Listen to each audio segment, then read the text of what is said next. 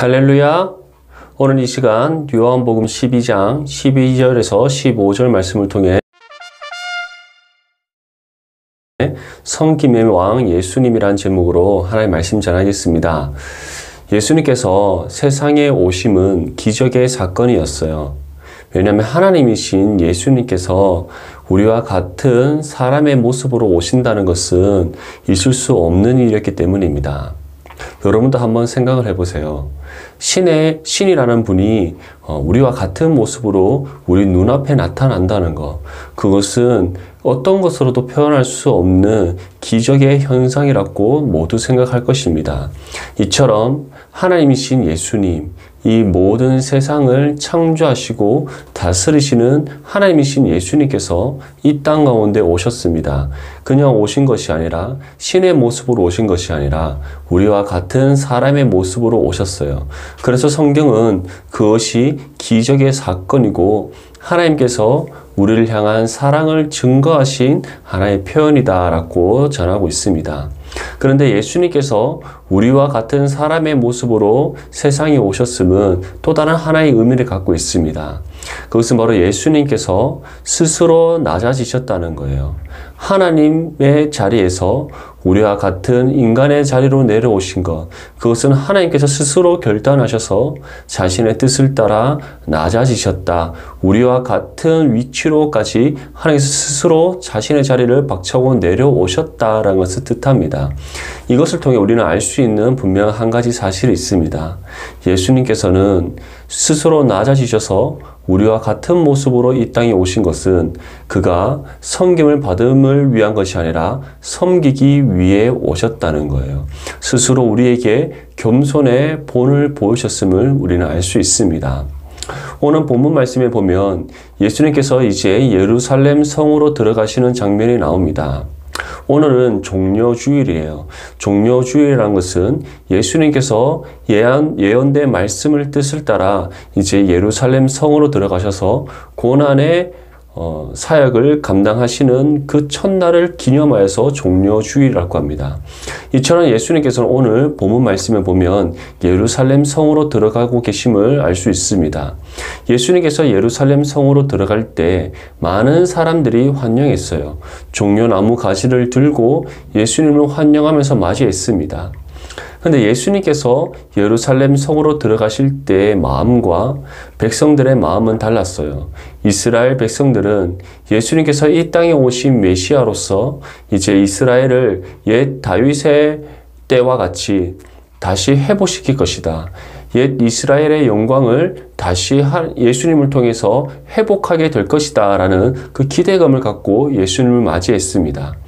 하지만 예수님께서 예루살렘으로 들어가실 때는 그들과의 마음이 달랐어요. 예수님께서는 이제 장차 감당하실 십자가의 사건, 십자가의 고난, 자신의 생명을 하나님께 드려서서 그의 죽으심으로 우리의 죄를 용서하시기 위한 그 사역을 감당하기 위해 예루살렘으로 들어가셨습니다. 예수님께서 예루살렘에 들어가실 때 오늘 본문 말씀은 한 가지 특징을 우리에게 전합니다. 15절 말씀에 보면 이는 기록된 바 시온 따라 두려워하지 말라 보라 너의 왕이 나귀 새끼를 타고 오신다 함과 같더라. 예수님께서는 구약의 선지자 스가랴를 통해 하나님께서 예언하신 그 말씀대로 어린 나귀 새끼를 타고 예루살렘 성으로 들어가셨습니다. 화려한 왕관을 쓰신 것도 아니었어요. 화려한 의복을 입으신 것도 아니었습니다. 또는 많은 군대를 거느리고 왕이 위엄 있게 성으로 들어가듯이 예수님께서는 들어가시지 않으셨습니다. 아주 작고 초라한 모습이셨어요. 평소에 입던 낡은 옷을 입고 계셨습니다. 그와 함께 예루살렘 성으로 들어가는 사람은 그의 제자들밖에 없었어요. 그리고 그 어떠한 왕관이라든지 또는 왕의 위엄을 나타낼 만한 요소들이 예수님께는 없었습니다. 멋진 말을 탄 것도 아니고 오히려 작은 나귀 새끼를 타고 들어가시는 아주 보잘것없고 초라한 모습이셨어요. 이것을 통해 성경이 우리에게 전하는 바가 있습니다. 예수님께서는 이 땅에 섬김을 받으러 오신 것이 아니라는 거예요. 예수님께서 하나님 보좌에 있던 모든 영광을 내려놓으시고 우리와 같은 사람의 모습으로 세상에 오셨듯이 이 땅에 오셔서 예수님께서 행하신 모든 일들은 섬김의 사역이었습니다. 병든 자를 고치시고 굶주린 자들의 배를 또한 채워주시고 사회로부터 소외받는 사람들을 주님의 사랑으로 품으시고 또한 그들을 돌보셨던 예수님이셨어요. 가슴 아픈 일들이 있을 때 함께 울어주시고 기쁜 일이 있을 때 함께 웃으셨던 예수님이셨습니다. 그 예수님께서 항상 우리에게 보이셨던 삶의 모습은 섬김의 모습이셨어요. 먼저 섬김을 받기보다 섬기는 삶의 모습을 우리에게 보이셨습니다. 그리고 그 섬김의 절정이 바로 이제 십자가 사건임을 성경은 우리에게 전하고 있어요. 또한 이 사역을 감당하기 위해 예수님께서는 선지자를 통해 하나님께서 예언하셨던 그 말씀대로 어린 나귀 새끼를 타고 이제 겸손의 모습으로 예루살렘 성으로 들어가고 있다는 것을 우리에게 보여주고 있습니다. 주님께서는 이처럼 자신의 생명조차 조금 더 아끼지 아니하시고 우리 죄를 용서하기 위해 하나님 아버지께 드리셨습니다.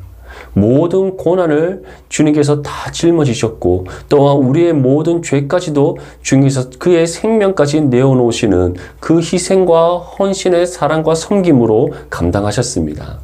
우리는 주님께서 행하신 그 섬김을 통해 사랑의 섬김을 통해 하나님으로부터 구원받은 믿음의 자녀들이에요. 그렇다면 우리는 어떠한 삶을 살아가야 할까요?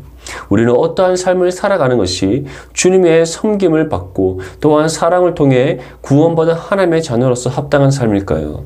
바로 주님께서 보이신 그 섬김의 본을 따라 우리 또한 섬기는 삶을 살아가는 것, 그것이 바로 하나님으로부터 구원받은 그의 자녀로서 합당한 삶입니다. 어디서부터 그 섬김의 삶을 실천해야 될까요? 바로 여러분들의 가정에서부터 실천해야 됩니다. 부모님으로부터 여러분들이 사랑을 받기만을 원하는 것이 아니라 부모님으로부터 여러분들이 원하는 것을 얻기만을 추구하는 것이 아니라 부모님을 섬기는 여러분들이 될 수 있기를 바랍니다. 부모님을 섬기는 것은 부모님을 존중하고 존경하는 것에서부터 시작됩니다. 여러분들이 부모님으로부터 받은 사랑에만 그치지 말고 그 받은 사랑을 만큼 또한 부모님을 존경하고 존중하고 사랑하고 또한 섬기는 우리 초등부 학생들 될 수 있기를 바랍니다. 그리고 여러분들의 형제 자매들에게 사랑의 실천, 섬김의 실천을 보일 수 있기를 바랍니다. 서로 다투고 싸우지 말고 또한 더 많은 것을 얻으려고 서로 경쟁하지 말고 시기하거나 질투하지 말고 형제 자매들을 여러분들이 먼저 사랑하고 섬길 때 하나님께서는 여러분들을 통해 가정이 더욱더 화목하게 하고 또한 형제 자매들의 관계가 더욱더 깊어지게 하실 줄 믿습니다. 그리고 친구들을 섬길 수 있기를 바라요. 친구들과 관계 속에서 어떠한 유익을 위해서 만나는 것이 아니라 또는 친구들과의 관계 속에서 서로 얻고자 하는 것을 얻으려고 하는 것이 아니라 경쟁하는 것이 아니라 항상 먼저 섬길 수 있는 우리 초등부 학생들 되길 원합니다. 여러분들이 주님께서 베푸신 그 사랑으로 친구들을 사랑하고 또한 섬길 때 여러분들을 통해서 하나님의 은혜가 친구들에게 흘러갈 줄 믿습니다.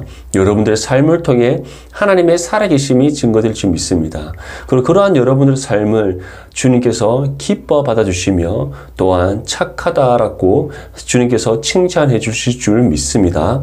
우리 모든 초등부 학생들, 주님께서 오늘 우리에게 보여주셨던 섬김의 봄, 정말 우리에게 나타내 보이셨던 그 사랑의 실천의 모습, 여러분들 또한 닮아서 주님의 그 사랑을 아낌없이 나누고 베풀고 또한 가족들과 친구들을 섬김으로써 하나님의 영광을 나타내는 우리 모든 초등부 학생들 될 수 있기를 주님의 이름으로 축복합니다. 이번 한 주는 고난주간입니다. 주님께서 우리를 위해 십자가를 감당하시고 또한 자신의 생명을 하나님 앞에 내어드리신 그 고난의 사건을 기념하는 한 주간입니다. 이번 한 주간 동안 주님께서 우리를 위해 감당하신 십자가의 고난, 다시 한 번 더 생각하면서 주님의 사랑에 감사하는, 또한 주님의 그 사랑에 합당한 삶을 살아가고자 결단하는 한 주간이 되길 바랍니다. 감사합니다.